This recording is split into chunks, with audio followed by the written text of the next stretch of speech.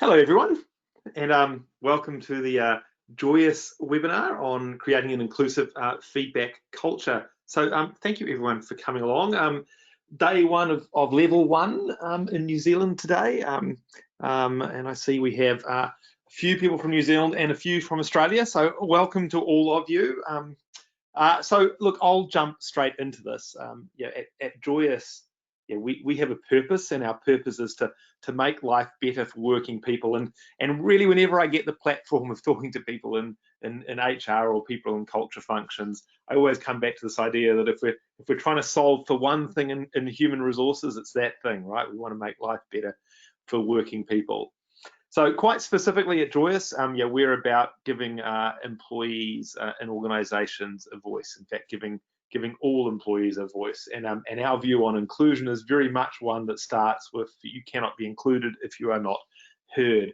So what does that mean in the world of feedback? Well, it means that Joyous helps everyone feel comfortable giving and receiving feedback. Very importantly about helping people feel comfortable both giving feedback and receiving feedback, and then making sure that feedback sparks action. So that's what we do at Joyous, and we've done this in a very, very different way than I think that anyone has seen before. In fact, we have the tagline now that we're about conversations, not surveys. In fact, you'll see as we kind of go through the way we think about things here at Joyous is that we think that feedback really is best driven as some kind of dialogue or some kind of conversation rather than asking people to fill in a survey. In fact, I think to the engineers in the audience, the definition of feedback really is one of a loop. It's a loop. It's not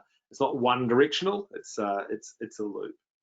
So to talk a little bit about what that means, well, the way that Joyous typically works is that we drive open weekly chats with employees. Right? So we use systems to deliver conversation starters and things to stimulate feedback from employees. Normally weekly, sometimes more frequently, sometimes less frequently, but in a kind of ongoing cadence. And there's a word at the beginning of that says open, and open's a big part of what we do and what we believe in. That we think that if you're trying to build a feedback culture, then doing it in an open, transparent fashion is important. So let me just describe what I mean by that. Well, when you provide feedback in Joyous, most of the time that feedback is attached to your name, attached to your avatar. And our belief is very, very simple, is that if you want to create an environment where feedback flourishes, well, the problem with doing anonymous surveys, the problem with this idea of only ever asking for feedback in secret, is that just reinforces the idea that feedback is somehow unsafe. And of course, what we're trying to do, as I mentioned at the start, is we're trying to make people feel comfortable giving feedback, receiving feedback. And so we are completely the antithesis of that idea. In fact, it's interesting, right? I think that two of the topics which we hear all the time in our world, is that people are interested in this idea of inclusion, and they're interested in the idea of transparency. And those things really have quite specific meanings when it comes to feedback. So the first one is, inclusion. You really want to make sure that everyone's voices are heard, that all employees are included in the conversation. We'll talk a bit more about that as we kind of go through this webinar today. But also transparency is an interesting one too, because transparency to us just means creating an environment where appreciation flows around freely, and issues that need addressing surface very quickly. So we're going to talk a little bit about those things today, and we will run for about 30 minutes. There's time for Q&A at the end, but also if you have a question as we go, please feel free just to pop a question in the in the panel there on your GoToWebinar, and we will come to them as we get them. So I mentioned that this is a kind of weekly question. We designed something that's very, very quick and easy to consider, and typically we just stick to a single topic a week so everyone in the organization can kind of focus on that topic. And that's it means that people don't have to kind of context switch. Feedback is about a particular area. And so this is not done in some kind of, I guess, random fashion. The way that we organize feedback is that we organize it into a number of realms and sub-realms. And so there's lots and lots of different kinds of feedback that we do for different organizations. We've been doing plenty of feedback on people's pandemic response recently. We do feedback on very business specific issues. We do feedback about what's happening in the world of customers, how customers in retail are responding, etc. So we do many different kinds of feedback. But today's model is one about employee experience and employee engagement. And so I'm just showing you there, that it's a simple to understand model, and that's part of what we do at Joyous, is we make these kind of arcane ideas quite straightforward to understand. And so if you're looking at an employee's experience of the world, you're looking at the culture and environment they're working in, their well-being, fairness and inclusion, and of course their engagement. And we develop and open source, in fact, a whole lot of question sets and conversation starters, to help with these things. And it's interesting because I mentioned before that we're about open feedback, and of course when you shift to open feedback, you don't just flick a switch and go, okay, well, our old anonymous approach is now going to be open. You have to change lots and lots of things. And one of the biggest things you have to change is the way that you actually ask questions and the way you stimulate feedback. And so, what we do is we take questions and we deliver them weekly, right, or some other cycle, but we deliver them in such a way that we take them from different realms on a kind of rotation, ensuring we get these balanced insights, right? So we get information from different topics and we start to use that to build up kind of a balanced insight across the model, which we were describing before. But like I said, one of the things which we have to be very careful of is the way we actually stimulate feedback. So we're all about letting people describe their personal experience at work rather than getting them to describe their leader. So you're trying to design a situation that's constructive and comfortable to everyone, for everyone to have a conversation around, not to do something which is ego bruising or so on. So you ask about the outcomes of leadership rather than asking about leadership itself. So a good example of this might be that a question that we might ask is, do you feel that you have clear objectives? Now, clarity is a critical part of a good culture. So great cultures have great clarity. And so, if an employee says, oh, I'm not sure if actually I do have very clear objectives. Well, that's not necessarily, that's in fact not kind of ego bruising for the manager. It in fact should kind of light the way, right? It should say, oh, okay, well, if I want to improve the culture for my employees and my team, then I can just set them more clear objectives. So it lights the path rather than just kind of going after these kind of leadership behaviors. It rather goes after the kind of outcomes. And you can see there that we have these different sub-realms. In this example of culture and environment, we were asking questions and they roll up to give us a view of clarity, and those things all contribute to an overall view of culture and environment. And all designed in a way that is very, very easy to explain and distribute this sort of thinking throughout the organization. So I'm going to show you a demo now, but I'll just give you a quick look at how this works for people. And so one of the things which is just one of the bits which makes Joyous so joyous, in fact, is that it doesn't have some kind of headache of needing to be rolled out and implemented.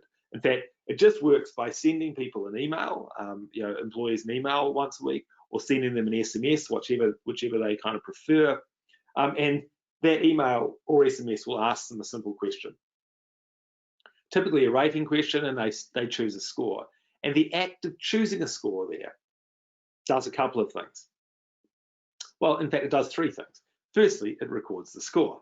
The second thing it does, though, is it opens a web app on your phone or in your browser on your desktop. So it doesn't really matter where you open this, it'll open a web app, which is effectively just, doesn't require any download. It's just a simple browser-based app. And then also choosing a score, it contains your credentials. So there's no requirement to log in. So it's basically no download, no setup, no login approach, which is designed to work in all environments. And I mentioned right at the start that we're very much about inclusion. We are of course very focused on diverse environments where you have different kinds of workers, in different locations doing different kinds of roles, and you just want to make it as simple as possible for them. So I'm going to jump into now looking at the actual product. So what you're seeing at the moment on your screen is a view that an employee would have just after they've gone into the tool. And as you can see, it looks almost exactly like I was using WhatsApp or iMessage or something like that. It's a very, very familiar interface. It's asking me here, hey, I'm proud of the work that I do. I'm going to answer that. I'm going to say 9. And you can see that started to turn into conversation.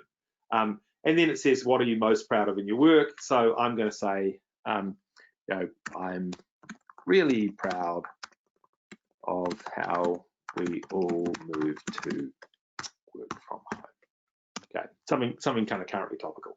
I click that. That's been sent. You can see there it's been sent.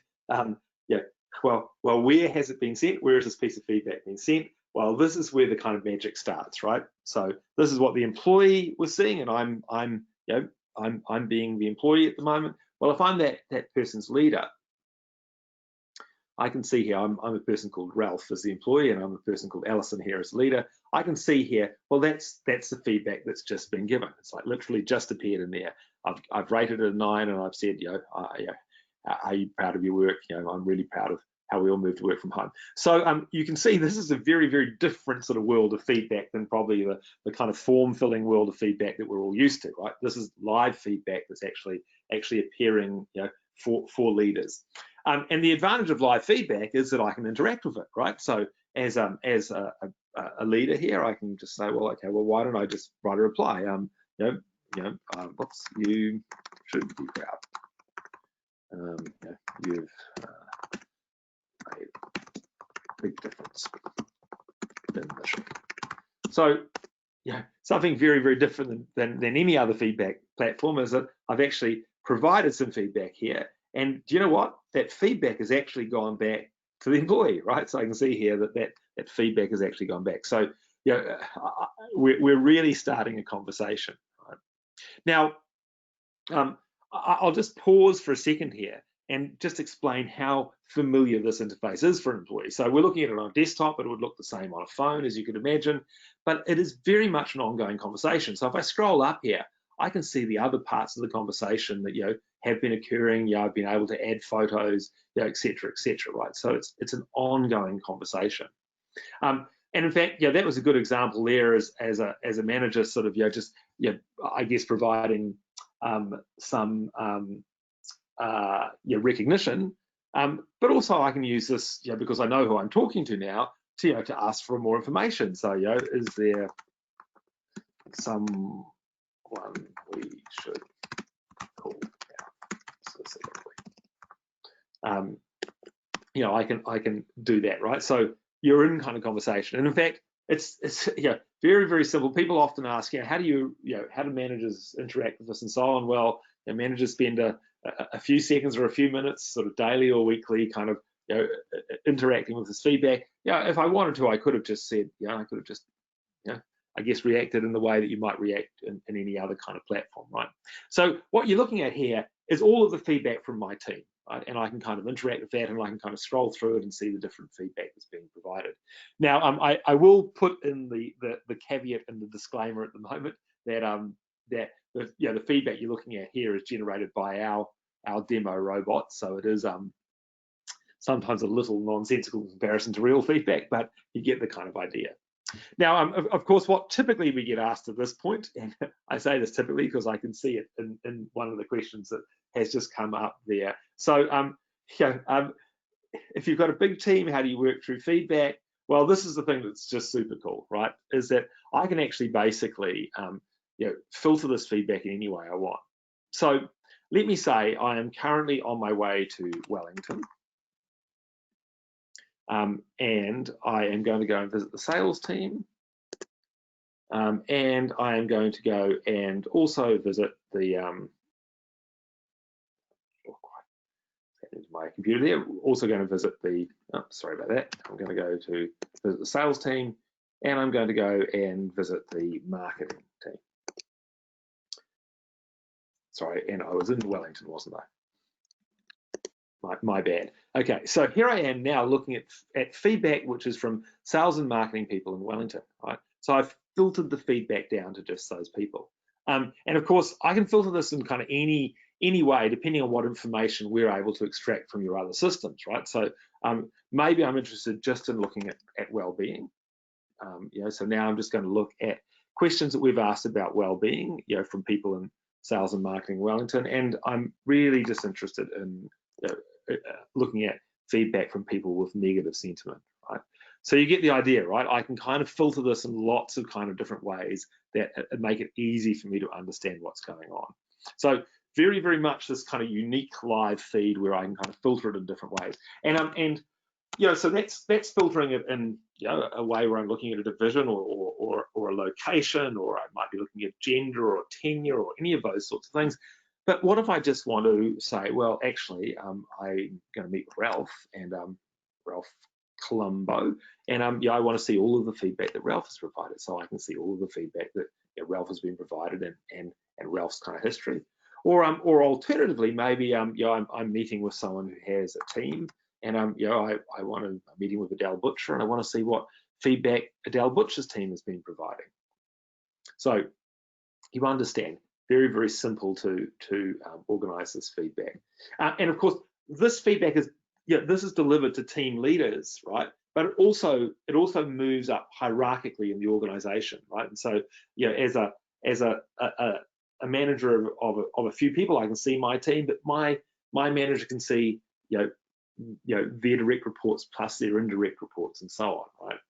And so at some point, rather than just looking at the individual feedback, you can also kind of look at the insights as well, right? So you can start to look at the, I guess, the summary information that exists, right? So, we mentioned the model right at the start of the presentation that we were looking at today, and there's plenty of different models we can have, whether they're specifically related to health and safety, or they're specifically related to your business objectives within your own organizations. But in this example, we're looking at some elements of employee experience and employee engagement, and we can see here very, very simply presented the scores that are averaged across the group of people I'm looking at.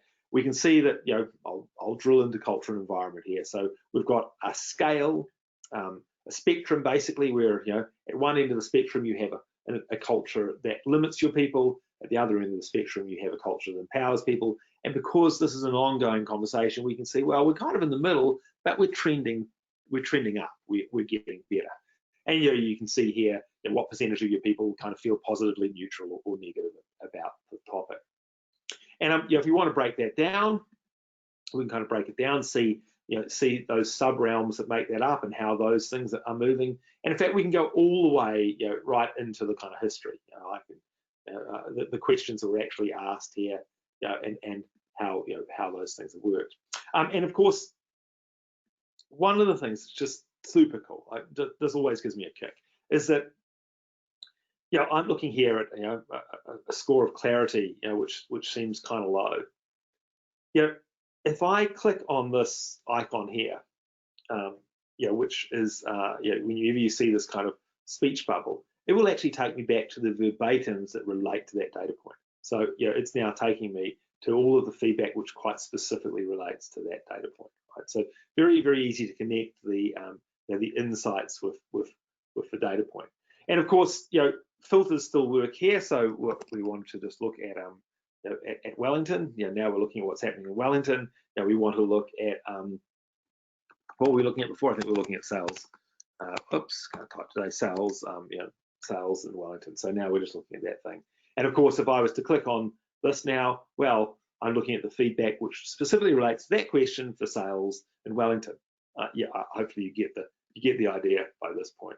And of course, if I wanted to drill down, quite specifically into, I don't know, let's say I want to drill down into fairness, I could, just look at Wellington sales and in the topic of fairness, and maybe I want to look at, I don't know what else we want to. I just want to look at it, break it down by gender or something, right? So very, very simple to just drill into the data any way you want, and then get back to the verbatims that relate to that data. So that's how you kind of look at a particular area of the business, and you can kind of look at that into some detail. But if you want to compare parts of the business, then we also have these heat maps, right? And so, you know, in this first bit here, well, I'm just looking at my direct reports. I'm looking at kind of summary measures for my direct reports, and I can see actually that I've got, you know, I guess lower scores in well-being. If I want to, you know, drill into well-being, you know, I can kind of see specifically what's happening, and you know, I guess that. Again, I think everyone by this point knows what happens if I click on this. This will take me to the verbatims that relate specifically to this question about someone at work cares about my well-being, right? So you have, you know, very easy ways to navigate around it. You know, we're looking at my direct reports, but we can compare different things. So we'll compare divisions here. And, you know, if you want to just create yourself a little report, right? So let's say I want to create a report of just, I want to look at Auckland only, and I want to compare the engineering team and the operations team. You know, and I want to quite specifically look at well-being, right? So I've kind of created a little report there, just like that, of I guess you know, the a comparison between engineering and ops.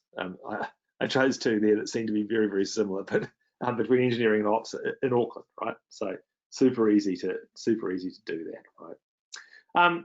So I guess that the you know, the bits I've shown you here are, you know, the section where I can kind of compare people in heat maps, you know, information which we deliver right throughout the organisation, you know, to leaders and managers about how their teams are working, and then probably the area where people spend, you know, most of their time is in the kind of live feed piece of it. So if I go back now to you know, to the presentation, yeah, we talked about how simple it is for people, you know, how it works for leaders, and one thing actually I didn't mention in that is that we manage notifications too. So we let leaders know when people are responding, and we're very, very good at helping leaders, you know, telling them that someone's responded for the first time, or encouraging them to reply to someone because they haven't replied to them, and so on. Not harassing people, but encouraging, you know, leaders to interact with feedback. And then, you know, as we've seen, you know, you can see what areas to focus on. You can see what matters to your team. Very, very straightforward to do that. And that works whether you've got 5 people or whether you're the CEO of 6,000 people. These things just work. So I'm going to just address something head on, because we get asked about this quite frequently. Is this, I guess, perception that you know, people will feel nervous sharing honest feedback for fear of what leaders may think of them. And I will reiterate this point at the start, which is what we're trying to solve for. Is we're trying to create an environment where people feel comfortable giving feedback. And we do know that the other example of only ever asking for feedback in secret definitely reinforces this idea that feedback is unsafe. But it's interesting, what we actually find happens is that, you know, if we educate people on sharing constructive feedback, leaders will value that feedback, and then they will respect them for it. And we know that works. You know, we have, you know, many examples of large organisations around the world using Joyous now, and you're really shifting the culture by taking this approach. In fact, you know, once you've gone this direction, it just seems kind of archaic that we would ever only you know, previously ask for feedback anonymously.